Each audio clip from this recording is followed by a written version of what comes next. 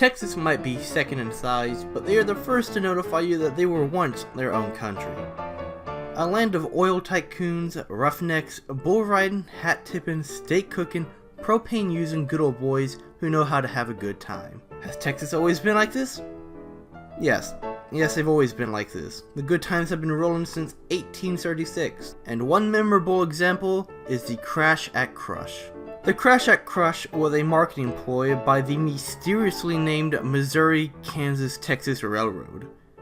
An agent from the MKTR was William George Crush. His idea was to take two locomotives, wreck them into each other at high speeds, and see what happened. Honestly, I don't know how we don't have this as a regular pastime. We made racing bootleg cars into a sport.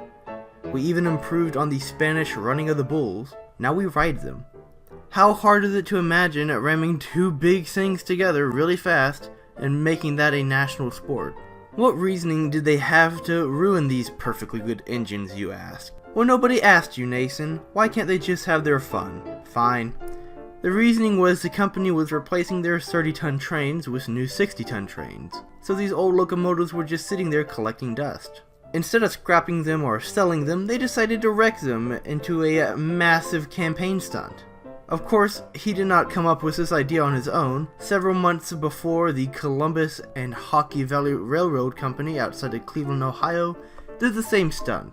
The company expected 20 to 25,000 people would attend, but 40,000 showed up, making it the second largest city at the time. To try and accommodate, they hired 300 police, drilled 2 water wells, procured a tent from the Ringling Brothers Circus, and built a special makeshift depot. And they proclaimed the city of Crush, Texas. For some reason, there were safety concerns. So, a few days before, the company engineers ran a test with 2 trains, seeing how fast they could carry 6 cars behind them, and they hoped to pinpoint the time when the trains would hit during the event. After the test, they worried the cars might become undone, and so they chained them together. The water boilers were their main concern, as they are basically pressurized cans of steam. The company put a 200 feet limit away, but 100 feet for the press, something the press members would regret being able to do. Crush's engineers assured him that there would not be any ruptures of the water tanks when a train went off. So being told it was safe to go, the 2 trains and a spare case in case of a malfunction was off. The event itself was held off for about an hour, as the police tried to keep people on the quote-unquote safe distance. But when Crush came riding on a white steed, the deed had been set.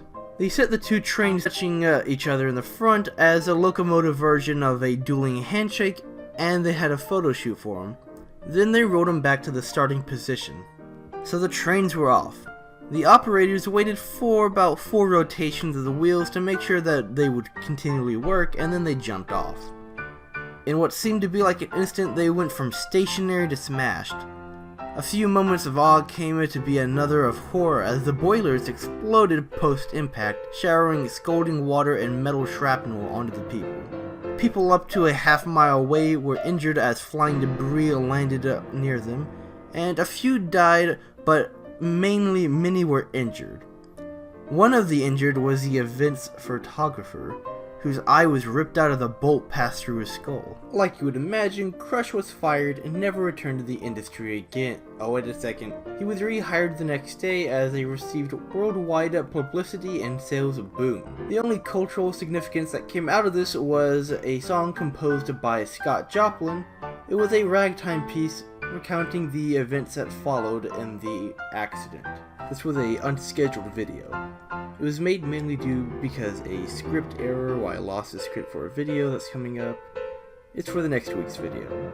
If you want to know more about what video comes next, you should join the Discord to see our entire schedule. I'd also like to mention I have a new staff member. Rylandia is now our head of visual arts. Anyway, I just want to say that you should thank him for coming.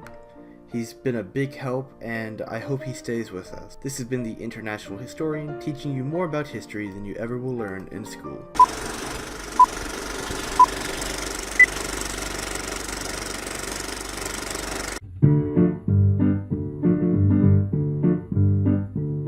First we got the bomb, and that was good.